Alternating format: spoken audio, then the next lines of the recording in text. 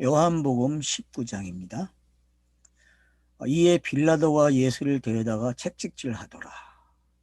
자, 빌라도가 왜 채찍질을 합니까?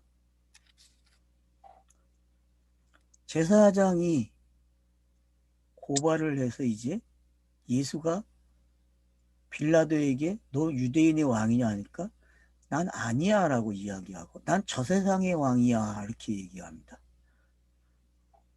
나는 진리를 증언하러 온 것뿐이야 세상에. 그리고 세상이 가짜를 가지고 있기 때문에 진짜를 가리키러 왔어. 이런 표현들이 이제 37절에서 되어진 거죠. 자, 그래서 빌라도는 확인을 했어요. 이 사람 놔줘야 되겠다. 그러니까 뭐라 그래요? 아니라고. 바나바를 놔달라고. 그래서 19장에서 이제 빌라도가 예수를 채찍질해요.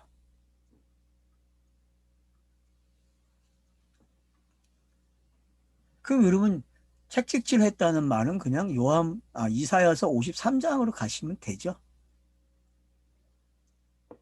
그가 맞으면, 그가 찔림은, 뭐 우리는 그냥 많이 사용하는 단어들이죠. 그런 것들이. 그러니까 율법에 맞는 예수, 율법에 죽는 예수를 그렇게 표현하고 있고 이사야서에서. 그래서 고난받는 종에 대한 예언을 하잖아요. 그죠? 그리고 그가 영광의 왕으로 나타나는 것까지. 그래서 신학자들은 이사야서를 그 40장부터 나오는 고난받는 종에 대한 메시지라고 얘기해요. 근데 그 말만 하면 안 되죠. 고난받는 종의 메시지도 있고 뭐도 있어요? 그리스도로서 왕으로서 나타나는 모습도 있죠. 그래서 어떻게 보면 60장서부터는 66장까지는 어떤 이야기예요? 예수가 그리스도의 왕으로서 예수를 부인하고 왕이 된 모습이 60장서부터 등장하고 가장 강하게 표현이 되고 있는 거죠.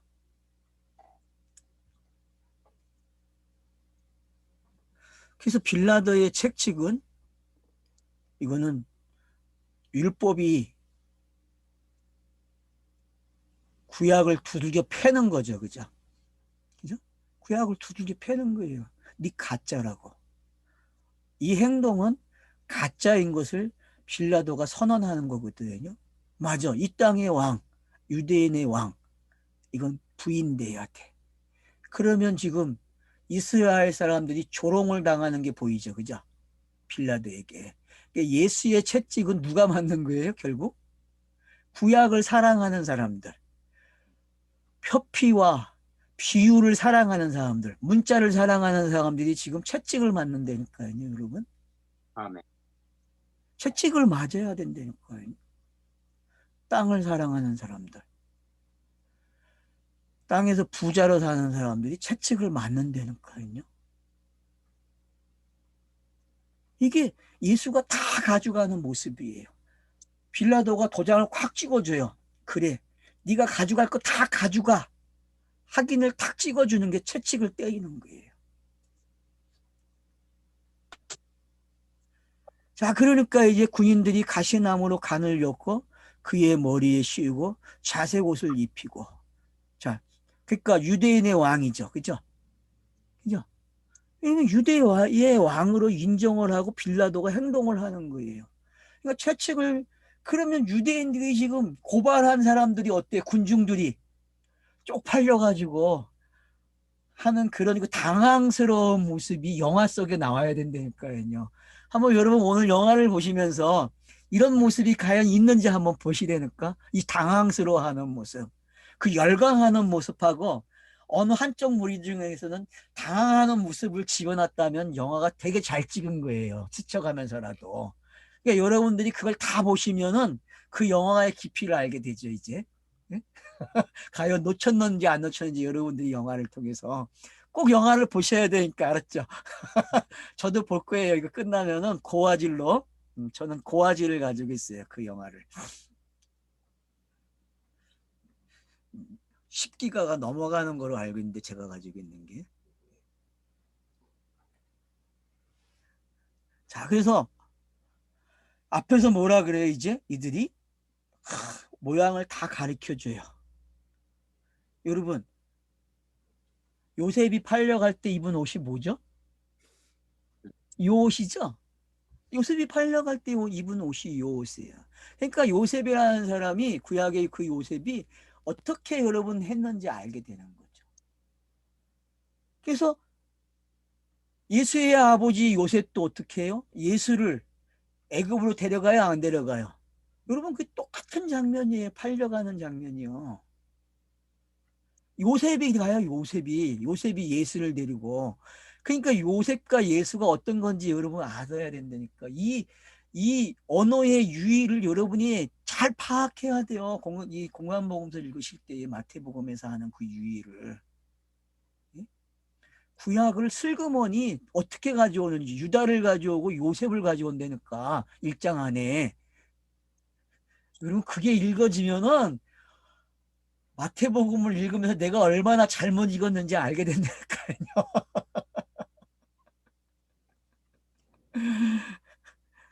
기가 막혀요, 여러분. 그걸 알면 알수록 마태복음 1장이.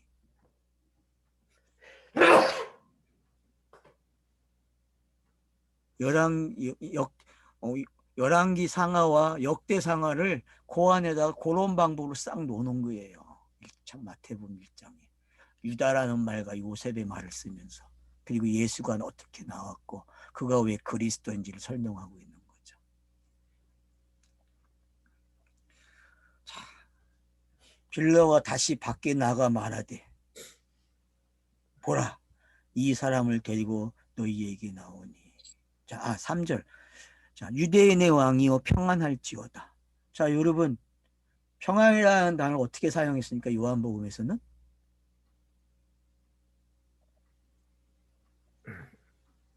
성령이 오시면 평안을. 자기의 말, 진리로 설명되는 그 말이 뭐였어요? 평안이었잖아요. 그죠? 그 말. 근데 그 평안이 성취되려면 어떻게 돼야 돼요? 채찍에 맞고 조롱을 당하고. 그러니까 가짜가 어떻게 드러나는가를 여러분이 아셔야 돼요. 이 가짜가 드러나야만 예수가 진실로 말한 그 말이 왜 평안이 되는지를 안다니까요, 여러분. 그래서 손으로 때려요, 여러분. 손이 뭡니까, 여러분? 손이? 성경에서 손은 뭐예요, 여러분? 응? 손이. 서기관들이죠? 여러분, 손은 서기관이에요, 여러분. 문자를 기록하는 것밖에 없다니까, 손은요. 먹는 거, 일하는 거. 여러분, 동사도 손이죠, 그죠? 성경에 문자 중에 동사들은 다 손이에요. 그리고 먹는 거, 먹게 하는 것도 뭐가 해요? 손이 한다니까, 여러분. 입에 넣어주는 역할이 손이에요, 여러분. 여러분, 손을 다양하게 한번 생각해 보시라니까? 이게 그 문자들 중에서 어디에 사용이 되는지 가장 많이 사용이 되는 게 동사란 말이에요. 동사. 손이 움직이면 동사라니까요. 여러분. 그럼 동사의 끝이 뭐예요? 성경에서 동사의 끝이 뭐예요? 바라로 시작한 그 동사의 끝이 뭐로 끝납니까? 예수를 스타로에 세우는 동사가 끝이 난다니까요. 그리고 부활하게 하는 그 동사가 끝이 난다니까요. 그리고 성령이 오셔서 우리와 함께하는 그 동사가 끝이 나는 거예요. 동사들은 그래요, 여러분. 손은. 그래서 손이 예수를 때렸다는 이야기는 뭐예요? 다음으로 넘어가는 이야기예요, 여러분. 다음으로. 부정하는 거예요. 다음 차서로 넘어가야지. 여기서 머무르면 되냐? 그만해라 그러는 거예요. 그만하라고.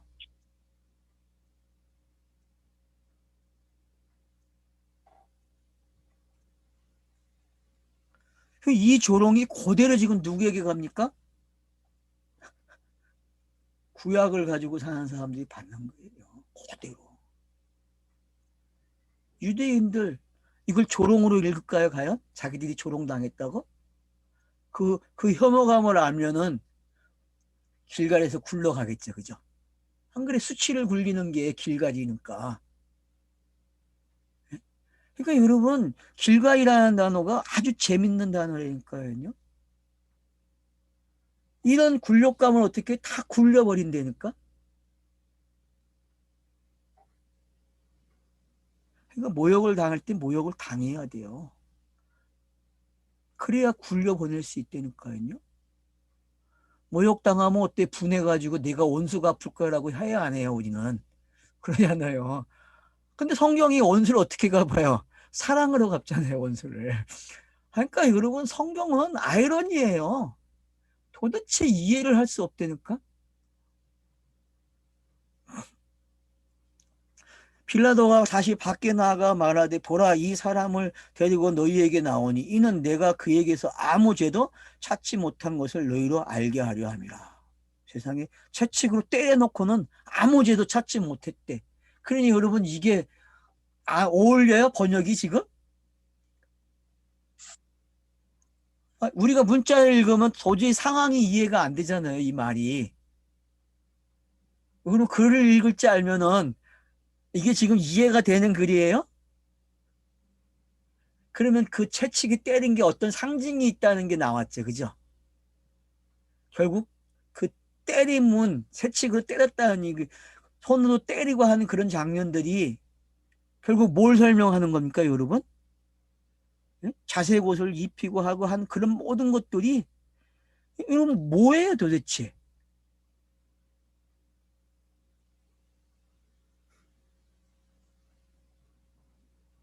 아무것도 찾지 못했대. 아무것도. 그럼 여러분 요한복음을 읽은 독자들에게 예수에 대해서 죄를 찾아보라면 찾겠어요, 못 찾겠어요? 율법적으로, 세상법으로 찾아야 못 찾아요? 못 찾는다니까요. 근데 그가 채찍을 맞는다니까. 그럼 왜 그러겠어요? 죄는 없으나 죄의 모양은 있는 거죠, 그죠? 어쩌네.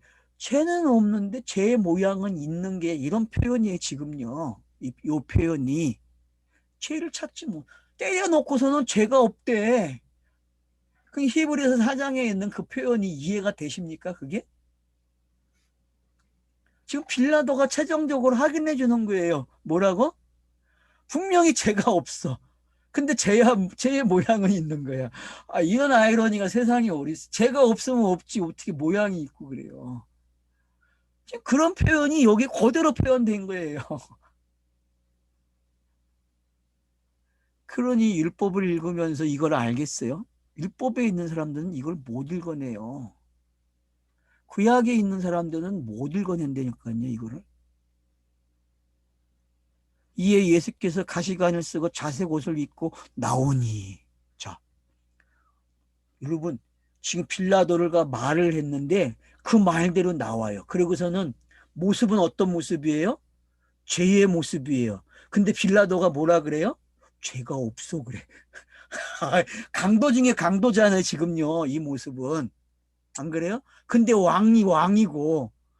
이런 뉘앙스가 세상에 어디 있어요, 지금. 여러분, 지금 여기에 글자가 얼마나 춤을 추고 있는지 알겠죠? 뉘앙스를 만들어가지고. 속으면 안 돼요. 지금 이 뉘앙스가 뭔지 여러 방향을 틀어서 여러분이 보셔야 된다니까요. 회전 의자에 앉혀놓고서 회전을 샥 시켜봐야 된다니까요. 그러면 뭐가 등장해요? 전체가 다 보이겠죠. 여러분 그렇게 읽어야 돼요. 이 본문은요 지금. 이게 쉬운 내용이 아니라니까요 지금. 아니 말을 하고서는 그대로 등장을 시켜 보라고. 그러니까 어떻게 해요 이것들이. 대제사장과 아랫사람들이 예수를 보고 소리 질렀다 그래. 여러분 대제사장하고 아랫사람이래요. 참 표현도 재밌어. 번역을 잘한 것 같아. 아랫사람. 아랫사람이 뭐예요 여러분? 땅에 속한 자들 아니에요. 율법에 속한 자들. 율법의 종로 타는 자들이잖아요. 제사학생 사망이라는 사람들 아니에요. 이 사람들이. 이 사람들이 뭐라 그래 지금? 예수를 보고 소리 질러 십자가에 못 박으라 그래. 왜? 자기들이 해방되려면 어떻게 돼야 돼요? 이 이 중보자, 지금 빌라도가 중보자를 이렇게 표현한 거죠. 4절에서. 그러니까 이 중보자를 통해서 자기들의 모습이 어떻게 돼? 밝혀졌잖아요. 그러니까 이게 죽어야 돼, 안 죽어야 돼, 이 중보자가? 자기 죄를 가지고 가서 죽어야죠. 당신의 죄 때문에 죽지 말고 내 죄 때문에 죽으세요 소리 지르는 거예요, 지금요. 당신의 죄로 죽지 말고 내 죄 때문에 죽으세요.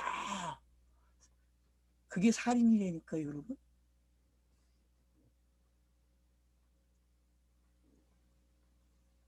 당신이 당신 죄로 죽지 말고 내 죄로 죽으래요. 그게 지금 들립니까, 여러분? 십자가에 못 박으셔서 한 번을 하는 거예요. 몇 번 얘기해요? 두 번을 얘기해. 두 번 이야기하면 뭐야? 진실로 진실로라니까요. 진실로 진실로 십자가에 못 박으셔서 십자가에 못 박으셔서 그런다니까 지금. 왜? 빌라도를 통해서 봤어요.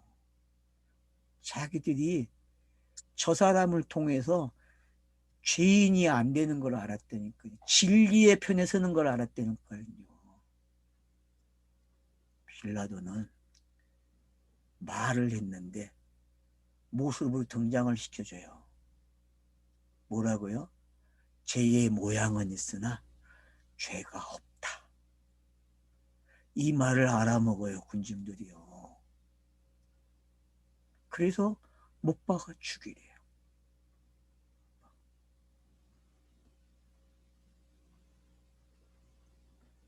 빌라도가 이래.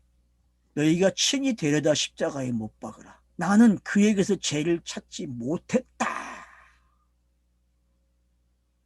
여러분, 충격을 좀 받으세요, 이제.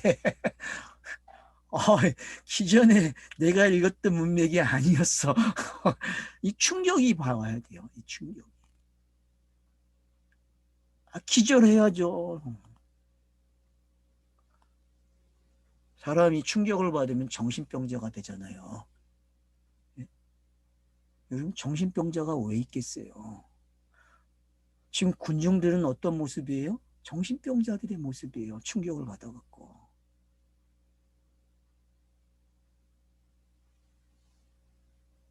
빌라도가 계속 지금 풀어줘요. 이 사람 죄가 없어. 근데 죄의 모양은 있어. 한 명에. 지금 반복을 몇 번 합니까? 지금 요장 19장에서만 두 번을 하고 있어요. 여러분, 똑같은 장면을 지금. 그러면은 이렇게 죄의 차서가 어떻게 옮겨지고 어떻게 옮겨지는지 이제 알겠죠?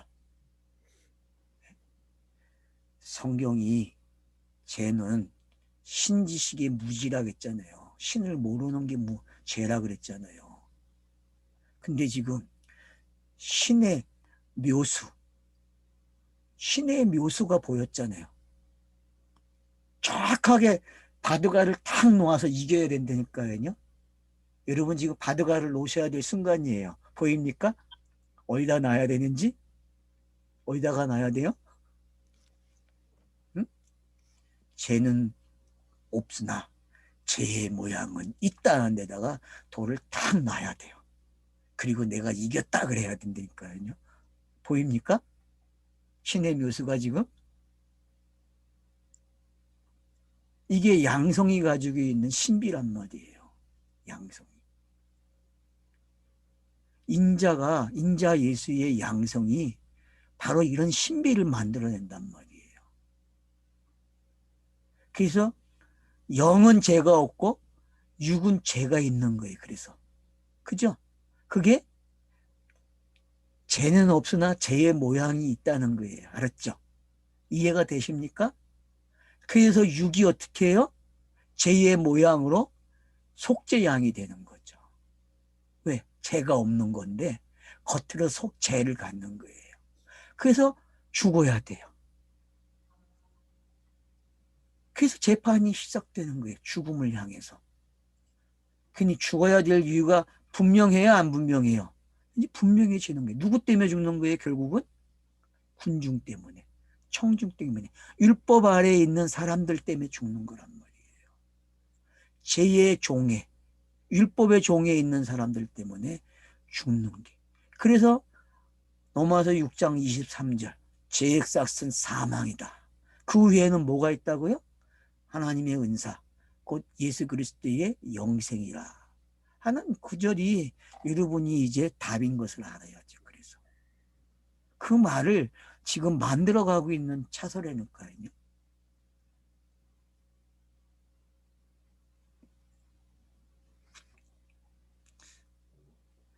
유대인들이 대답하되 우리에게 법이 있으니 그 법으로 하면 그가 당연히 죽을 것은 그가 자기를 하나님의 아들이라 함이라. 자, 정확하게 대답했죠. 그죠? 죽어야 될 이유가 뭐예요? 하나님의 아들이. 그러면 계시가 땅에 오는 내용들이 뭐였어요? 내 아들이 죽을 거야 라 했죠. 그죠? 맞잖아요. 계시의 내용은 내 아들이 죽는다는 거예요. 내 아들이. 그게 신지식이잖아요. 신지식은 뭐예요? 내 아들이 와서 죽을 거야. 메시아가 오면은 죽는 일이 일어나. 가르쳐 준 거단 말이에요. 그러면 메시아로 왔어요? 아니죠. 예수라고 하는 메시아가 왔다니까요. 왜요? 그게 양성이기 때문에.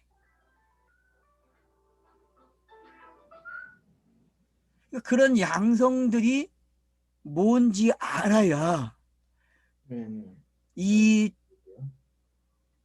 대답이 어디를 향하고 있는지 알죠. 아, 정확하게 돌을 놨어요, 안 놨어요, 지금? 유대인들 자신이 돌을 놨다니까요. 맞다고. 딱 하나님의 아들이라고. 자칫. 근데 자기들이 인정해야 안 해요? 안 하겠다는 거죠. 자기들은 인정 안 한대요. 근데 요한복음이 설명했어요, 안 했어요? 나 하나님의 아들이야 라고 계속 싸웠다니까, 요한복음에서. 근데 이것들은 왜 이렇게 남아야 돼요? 왜? 이렇게 해야만 예수가 죽기 때문에. 이게 비밀이잖아요. 그죠? 이게 비밀이에요, 여러분. 이게. 이렇게 해야만 예수가 죽는다니까요. 이게 아이러니예요, 여러분. 이게. 뭐 아이러니한 단어가 왜 있는지 알겠어요? 이거 설명하기 위해서 있는 거예요, 여러분. 이거. 이 뉘앙스를 설명해 주려면 아이러니라는 단어가 있어야 된다니까요.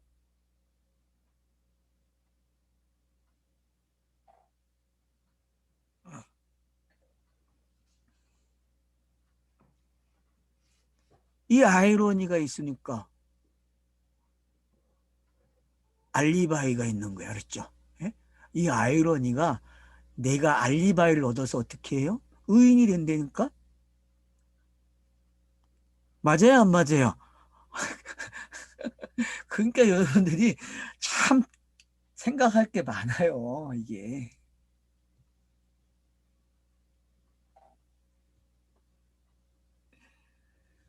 빌라도가 이 말을 듣고 어떻게 더 두려워했다 그래요. 그러니 여러분 지금 제사장도 무너지고 이 땅의 왕인 빌라도도 무너지고 있고 여러분 이 땅의 질서가 어떻게 돼요? 막 지금 지진이 일어나는 모습이 보입니까? 이 땅의 질서들이 지진이 일어나고 있다는 거예요, 지금. 이런 지진을 감지를 해야 나도 지진이 일어나죠. 내가 가지고 있던 그 질서들이 어떻게 돼야 돼요? 예? 그 감염적인 질서들이 파괴돼야죠. 제가 간념이라는 단어를 사용하기 시작했어요. 오늘. 왜냐? 제가 글을 교정하면서 그 안에다가 감념을 집어넣기 시작했어요. 상형 문자라는 단어가 사람들에게 그 그림을 문자를 보면은 감념으로 가는 지도책이 되는 거예요. 문자가. 성경이 그래요, 여러분. 물질이나 문자는 어떤 역할을 해요? 감념의 세계로 집어넣어 준다니까요. 감념의 세계로. 그래서 네이버를 찾아보세요. 상형 문자 딱 치면은 네이버에서 답이 나와요. 거기에 뭐라고 했어요? 이 문자가 간념을 향해서 가게 하고 있고 뭘 주시하게 하고 있다. 그림이 그 역할을 하잖아요. 그림을 보면 어떻게 해요? 간념의 세계로 들어가요, 안 들어가요? 들어가죠. 그걸 우리는 상상이라고 했고. 그죠? 기존에 우리 그렇게 표현했어요. 근데 제가 이제 좀 더 전문 용어를 쓰는 거예요. 왜?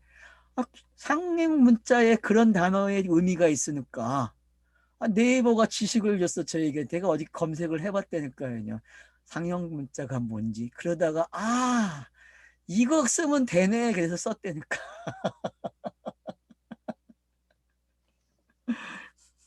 그래서 제가 간념이라는 단어를 이제 사용했다니까요.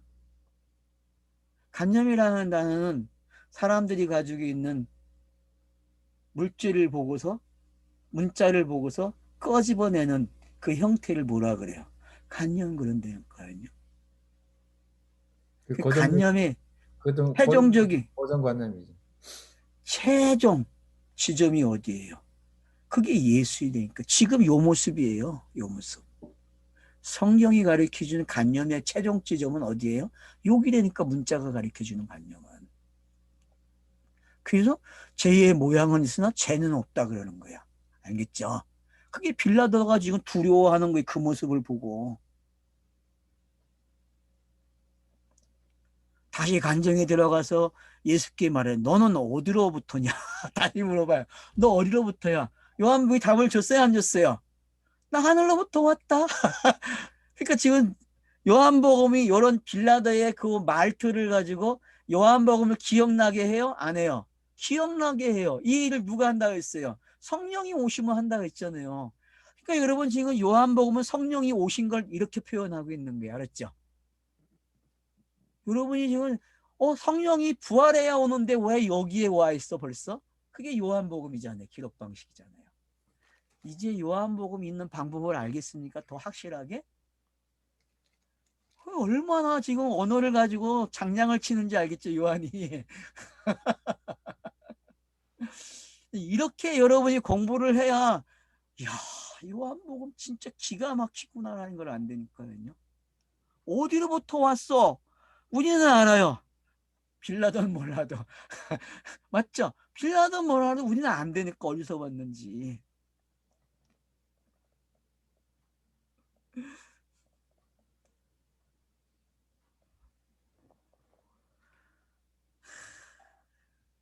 참.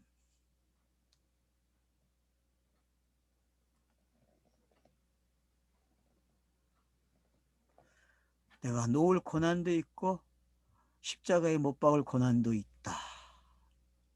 그러니까 예수가 뭐라 그래요? 야, 위에서 주지 아니하면 너 할 수 없어. 그래요.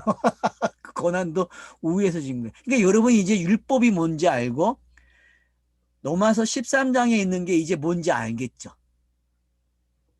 여러분 로마서 13장 이야기는 요걸 모르면 해석이 안 되는 거예요. 요거를 모르면. 요 뉘앙스가 로마서 10장, 13장에서 정확하게 풀어졌는데 거기서도 번역이 이상하게 돼가지고 이해를 못하는 거예요.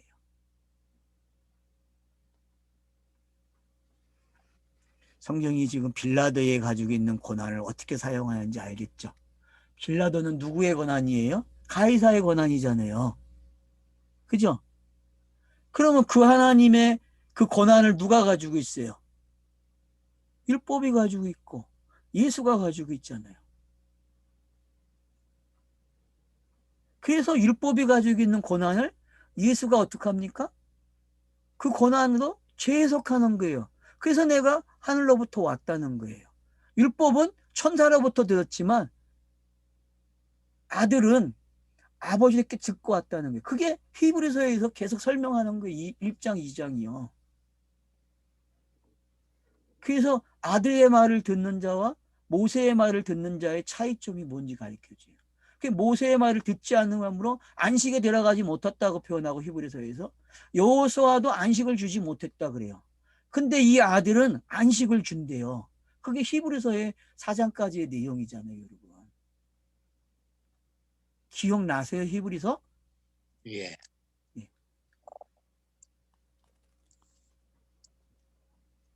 그런 것들이 지금 여러분들이 다 와야 돼요. 그래서 아버지가 주시지 않으면 너 나에 대해서 행할 수 없어. 그러면은 이 세상도 저 세상도 다 어떤 이야기해야 하는 거예요? 세상에서 네가 나를 없앨래는 거 그건 아버지의 뜻이지. 내가 없어지는 건 그건 당연한 건데 네가 하는 게 아니고 아버지의 뜻이었어. 그게 에베소서 1장의 내용이잖아요. 아버지의 뜻이 맞아요, 안 맞아요? 맞죠.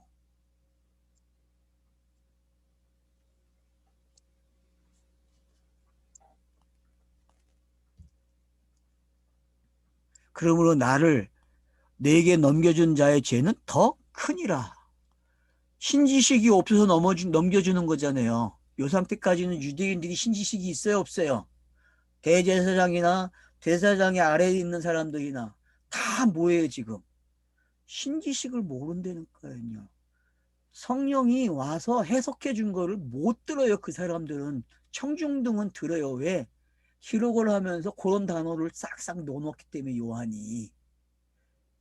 그래서 우리는 계속 알아먹어요. 청중들은 모로새가 되고 우리는 아는 새가 된다니까. 모로새와 아는 새가 뭔지 알아요, 여러분? 예? 그래서 우리는 지금 저들이 큰 죄를 지고 있는 게 뭔지 알아요. 결국은 그 큰 죄의 절정이 왔다는 거야, 안 왔다는 거예요? 왔다는 거죠. 그 큰 죄, 모양을 가져가야 돼요. 상징을 가져가야 돼요.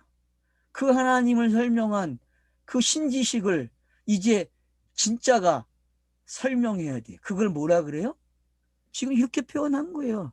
그러므로 나를 넘겨준 자는 죄는 더 크도다. 알겠죠? 맞잖아요, 여러분. 죄가 커지려면 어떻게 돼야 돼요? 진짜가 와야 죄가 커지죠. 진짜가 드러나야죠. 가짜에서. 그걸 뭐라 그래요? 죄가 더 크다 그런다니까요. 죄가 크다는 거는 그 죄를 없애는 내용으로 오는 사람이 죽으면 죄가 죄를 죽이면 큰 죄가 되는 거죠. 안 그래요? 예수도 죄잖아요. 아니에요? 여러분 예수를 죽이는 게 큰 죄죠. 아, 죄인데 큰 죄가 있다니까. 죄는 신지식이 없는 거잖아요. 아, 근데 신지식이 왔어, 예수가. 모든 모습을 제거하기 위해서. 그러니 죄가 큰 죄를 짓는 게 맞잖아요. 아, 번역을 이렇게 했으면 얼마나 편해. 응? 이걸 알고 번역을 하면 이런 뉘앙스를 안 만들겠죠. 그죠? 응? 이것도 번역 잘한 거죠. 이러므로 이러함으로 빌라도가 예수를 놓으려 힘썼다 그래요. 왜? 지금 빌라도 입장에서는 죄가 없다는 입장이고 청중의 입장에서는 죄가 있다는 입장이잖아요. 이 두 뉘앙스가 지금 끌고 간다니까요. 근데 그 뜻은 어떤 뜻이에요? 그 하나님의 뜻은 죽어야 되죠. 죽어야 돼요. 그러니까 그런 표현들이 어떻게 되고 있는지, 그래서 이게 왜 영광으로 비춰지는지 이해가 되시죠? 공간복음서의 차이점이 이런 거예요. 요한복음의 차이점이요. 빌라도가 계속 놓아주려고 하는 그 표현, 그런 이치를 여러분들이 아시게 되면은 히브리서 4장에 있는 그 표현이 정확해지는 거예요. 그걸 설명하는 데가 여기에 있다는 거 저도 오늘 처음 알았다니까요. 정확하게 정말. 제가 요한복음에서 그 표현을 썼지만 더 정확하게 나오네요, 여기서. 예? 이 19장이 그걸 지금 대변해주고 있어요.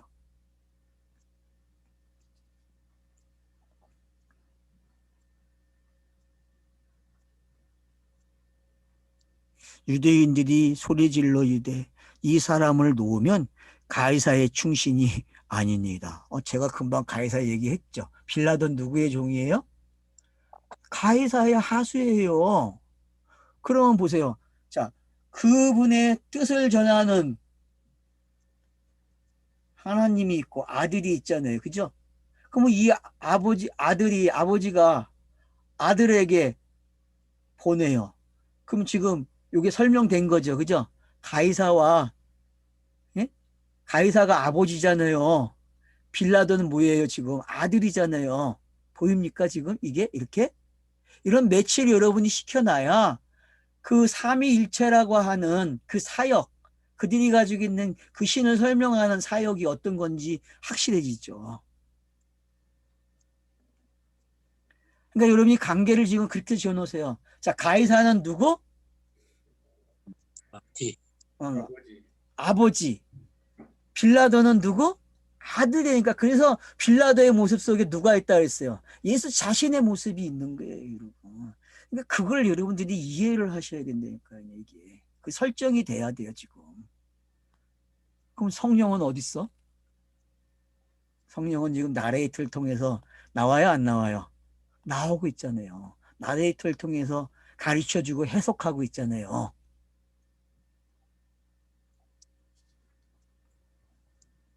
그래서 소리 질러요. 빌라도에게 충성하지 않는데요. 그러니까 지금 빌라도에 충성하는 그 율법들의 종들이 뭔지 알겠죠, 그죠? 율법의 종은 누구에게 충성해야 돼요? 아버지에게 충성해야죠. 율법을 받았으니까. 그래서 이 군종들은 율법대로 어떻게 해요? 순종하는 거예요. 그래서 왜 성육신인지 이제 알겠죠. 영과 육으로 태어나는 이유가 바로 이게 설명이 되는 거예요. 이 뉘앙스가 그래야만 풀린단 말이에요. 이걸 사도 바울이 신비라고 한 거예요, 여러분. 이 신비를 알아야 돼요, 지금. 이 신비를 깨달아야 된다니까요. 빌라도가 이 말을 듣고 예수를 끌고 나가서 에 있는 재판석에 앉아 있더라. 자, 이제 재판석에 딱 앉았어요. 여기서 말하면 이제 끝이에요. 자, 공의가 이제 이루어지는 거죠. 성경이 말하는 공의, 정의. 그러면 성경이 말하는 정의는 뭐예요? 바로 여기서 등장하는 거예요. 이게 정의의 마지막이죠. 아모스서가 공의를 외쳤잖아요. 공의. 예? 공의를 외쳤는데 그 공의의 마지막이 여기 때니까요. 공의의 마지막. 정의. 요즘에는 공의를 정의로 번역하거든요. 그래서 요즘에 대학생들이 조국 사건을 통해서 정의가 없는 정부라고 비판했잖아요. 정의가 없다고. 근데 세상이 말하는 그 정의하고 성경이 말하는 정의하고는 달라요.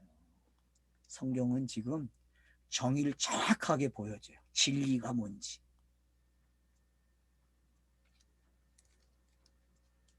히브리 말로 가바다 그래요. 여러분 가바다가 무슨 뜻이에요?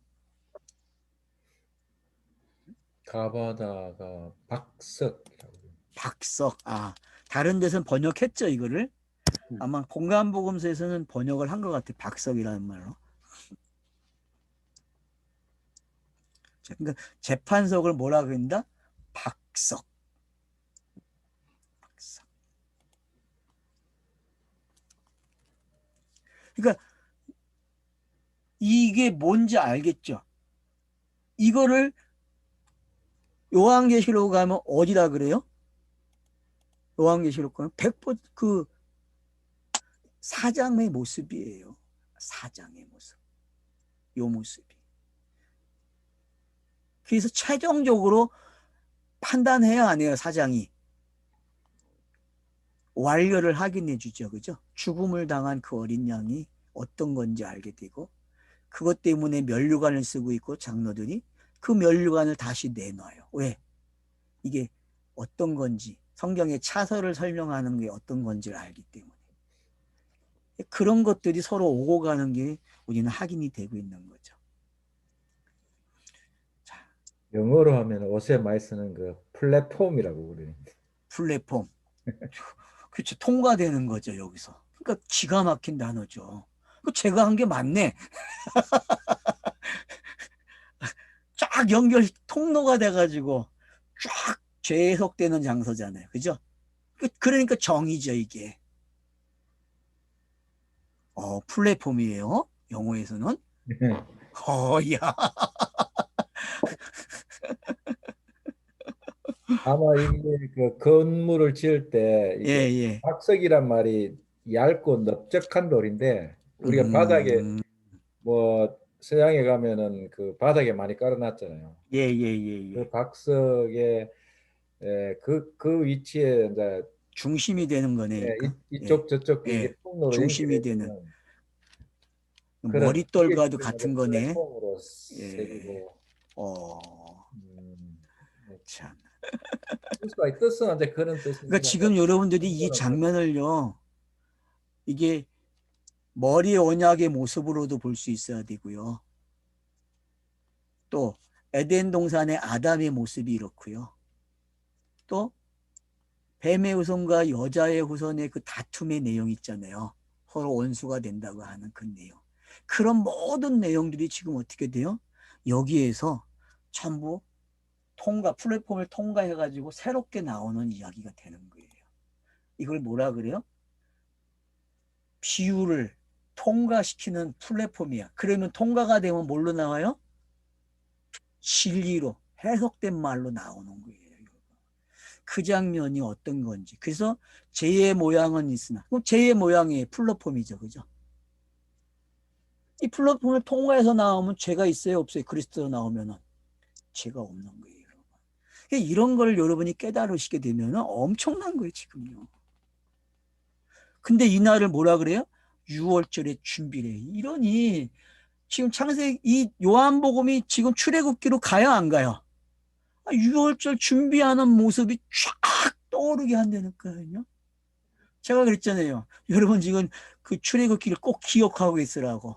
근데 요한이 던진다니까 6월절을 기억하라고요. 그래서 6월절 준비하는 단어는 거기 출애굽기 기록할 때 뭐라 그래? 네 후손들이 물어볼 때 대답하라고 기록해놓는다 그러잖아요. 그죠? 이게 뭔지 물어보게 되면은 너네는 이렇게 대답하라고 기록을 해놨다니까요. 왜요? 여기에 짝이 있으니까요. 그래서 지금 마지막으로 선언하는 거예요. 누가? 6월절 준비일에. 그러면은 그 열재앙, 애굽에 내려지는 그 열재앙의 마지막, 그 장자의 죽음이 6월절 양이고 그 마지막 재판의 모습이 지금 여기에 있는 거예요. 그래서 애굽의 장자가 죽고 이스라엘의 장자들이 피로 사는 이야기가 지금 여기에서 이 13절, 14절에서 저자가 지금 우리에게 설명해 주는 게 봐라 이렇게 들어와 있지. 이런 그림들이 여러분이 맞춰져서 그림이 완성이 되어야 한단 말이에요. 때는 제6시라. 이게 해석된 단어입니까? 아니면 우리 시간으로 해석한 거예요? 그 당시 시간이에요, 제6시가? 제6시는 그냥 그게 표현이죠. 맨 밑에 낮 12시라고 그 한 해석을 거는 해놨네요. 그건 해놓은 거고. 네, 예. 예. 그러면 이제 6월절과 제6시는 언제 일어났어요? 같은 말이죠? 맞죠, 여러분? 구약이 말하는 6일 날이 어느 날이에요? 예? 예수가 지금 잡혀 있는 그 시간이잖아요. 그죠? 그 시간이고 그게 여섯째 날이잖아요. 창세기로 가면은. 1장으로 가면 여섯째 날이고. 이런 걸 여러분들이 아시게 되면은 그래서 지금 창세기와 출애굽기를 슬그머니 가지고 있어요. 이 단어들을 통해서. 빌라도가 유대인들에게 이래 보라. 다시 한번 뭐라 그래? 너희의 왕이다. 무슨 왕이 너희의 왕 하면은 죄를 짊어가는 왕이죠. 그죠? 다윗의 자손으로 태어나는 아들은 뭐로 죽는 거예요? 그러니까 예수는 유대인의 왕으로 죽는 거죠. 그죠? 성경이 그래야만 맞잖아요. 그죠? 제 싹을 짊어가는 어린 양은 누구예요? 유대인으로 와야 돼요. 그러면 요셉은 누구예요? 요셉은 유대인의 왕에 숨겨져 있는 내용이죠. 무슨 내용? 요한복음이 진실로를 말한 내용이죠.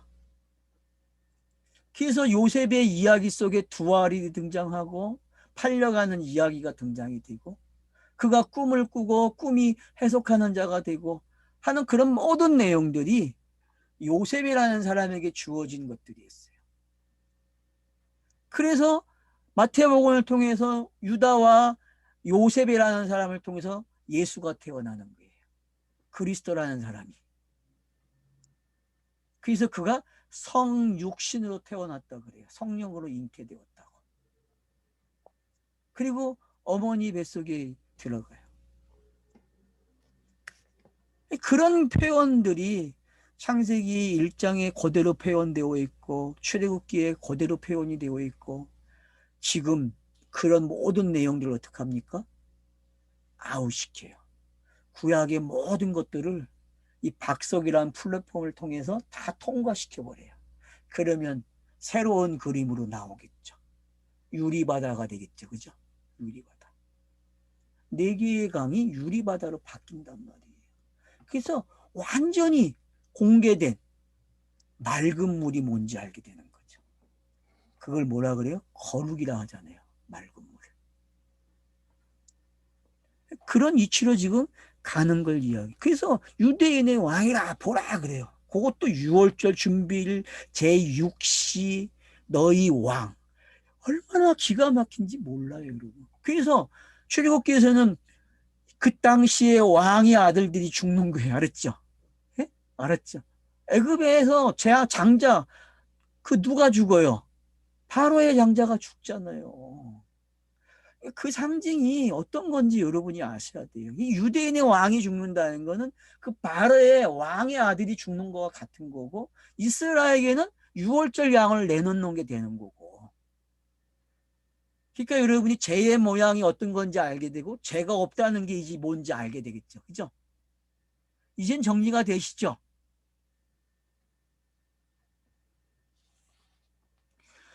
그들이 소리 지르되 옵시하소서 옵시하소서. 옵시하라는 말이 뭐예요? 죽이라는 말이에요. 도대체 뭐예요 이게?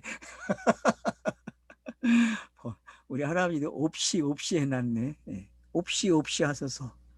그를 십자가에 못 박게 하소서. 결국 십자가에 못 박아라는 말을 옵시 내는 단어를 썼네. 빌라도가 이런 내가 너를 이 왕을 십자가에 못 박으랴. 대제사장들이 대답하되 가이사 외에는 우리에게 왕이 없나이다. 그래서 하나님의 뜻대로 되어야 된다는 거죠. 그죠? 아들을 내어놓은 이유는 죽으라고 보낸 거니까 그분의 뜻대로 해야 합니다. 제사장이 말을 하는 거예요. 이게 성취되는 말이죠. 그렇게 얘기하는 거죠. 성취되는 사건이잖아요. 마지막 그 말을 제사장이 해주고 있어요. 그러면은 제사 제도가 완성되는 게 보입니까?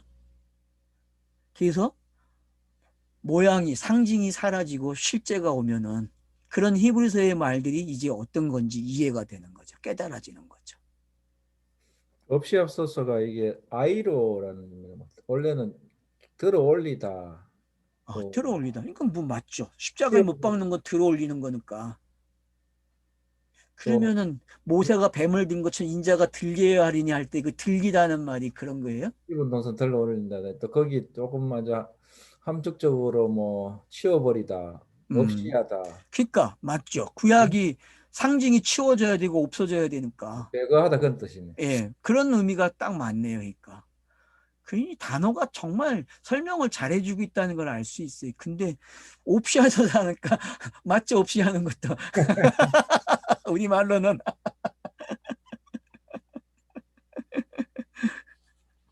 그래서 대제사장이 학정을 제재. 그러면서 하는 말이 우리는 가이사의 종입니다. 엘로힘의 종입니다.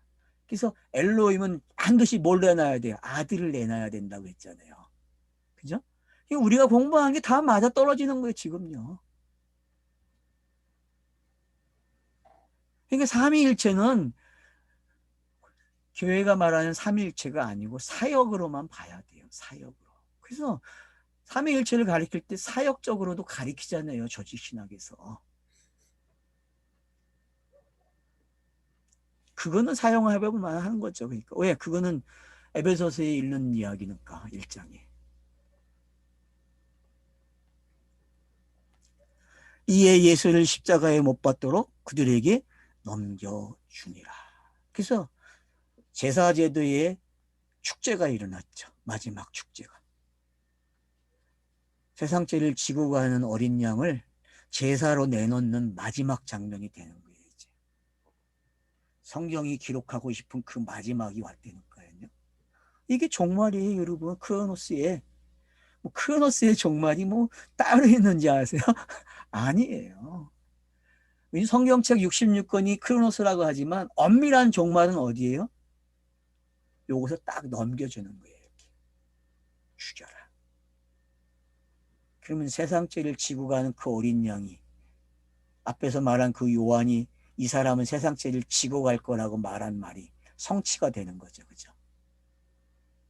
여러분 요한복음 1장에 그 요한이 표현한 그 표현이 지금 여기서 맞아요? 안 맞아요? 딱 맞잖아요.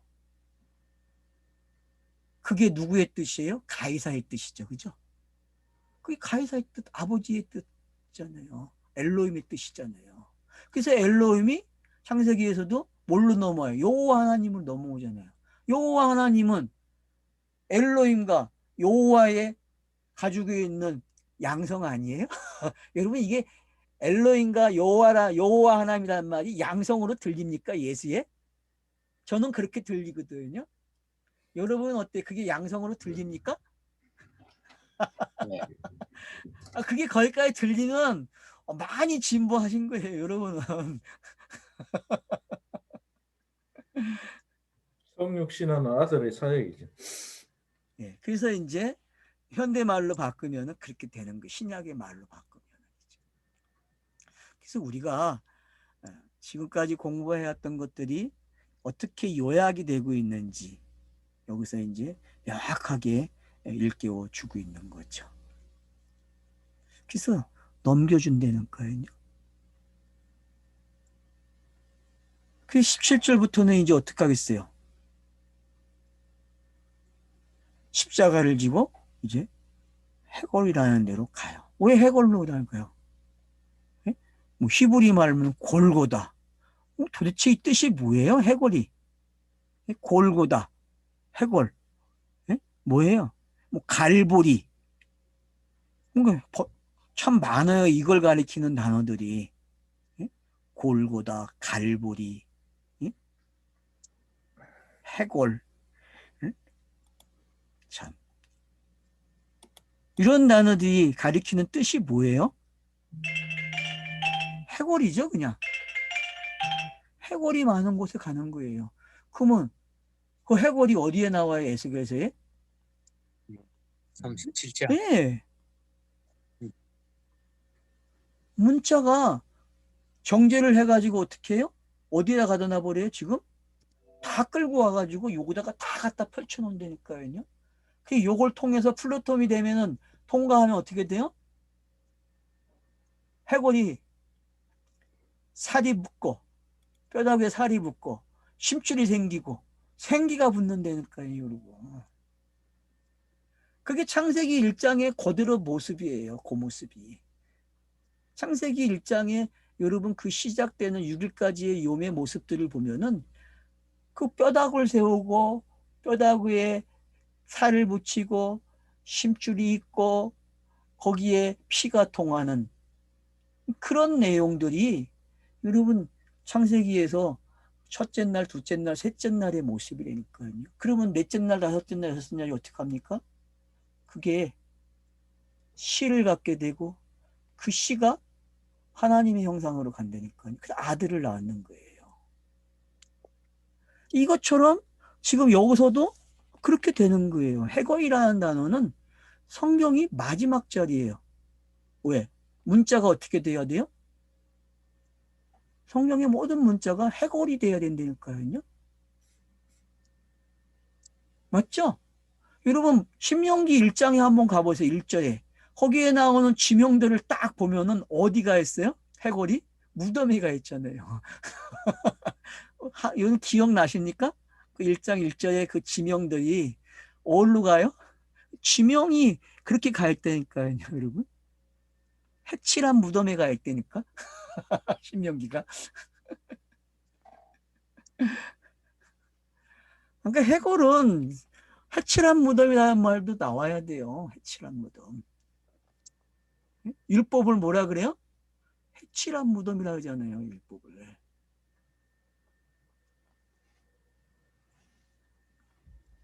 그래서 골고다라는 곳에 십자가를 지고 가요. 그럼 그 위에 세워진다는 거는 뭐예요? 모든 문자의 그 저주, 문자가 말하는 그 사망, 그거를 이미지화 시켜준 그림이 되는 거죠. 그래서 그들이 거기서 예수를 십자가에 못 박을세. 다른 두 사람도 그와 함께 좌우편에 못 박힌 이는 예수는 가운데 있더라. 여기서도 또 상징을 가져와 버려요. 또 설명하죠.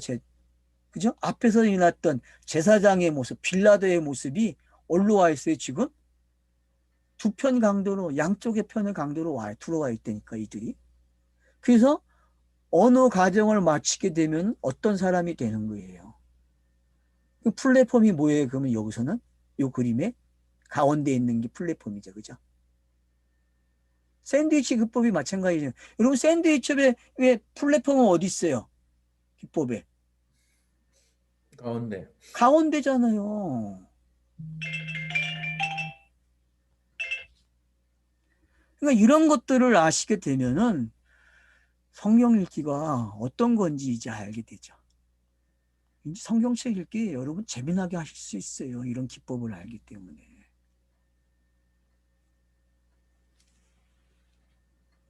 그리고 제표를 써요. 빌라도가 패를 써서 십자가 위에 붙이니 나사렛 예수 유대인의 왕이라. 여러분 왜 나사렛 예수예요? 율법을 가리키는 게 나사렛이죠. 가짜니까. 어디로 태어나요?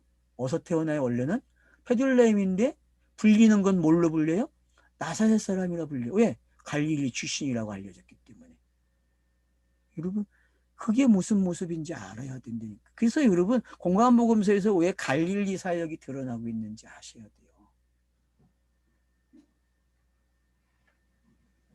오병이어와 칠병이어는 갈릴리 사역을 두고 양쪽에서 일어나는 일이에요. 갈릴리를 두고서. 그래서 갈릴리 사람이 설명이 된다니까요. 오병이어와 칠병이어가. 그럼 뭐 나중에 공관복음 할 때 더 볼 수 있는 시간이 있겠죠. 지금은 제패가 나사렛 예수 유대인의 왕. 빌라도가 고집하고 싶은 말이죠. 맞잖아요, 여러분. 성경이 말한 유다 지파의 흐름을 이렇게 종말 짓는 거예요. 왕이 나와야 되는데 그 왕이 플랫폼이 돼서 죽는 거야. 이렇게 설명을 한단 말이에요. 그러니 유대인들이 조롱을 받아야 안 받아요, 지금? 유대인들은 조롱을 받는 거 아니에요. 그 상황에서 지금. 그러니까 뭐라 그래요, 이 사람들이? 예? 예? 지의 반응이 어때요, 여러분? 유대인의 왕이라 쓰지 말고 자칭 네. 유대인의 왕이라 써라. 네. 이게 뭐예요, 여러분?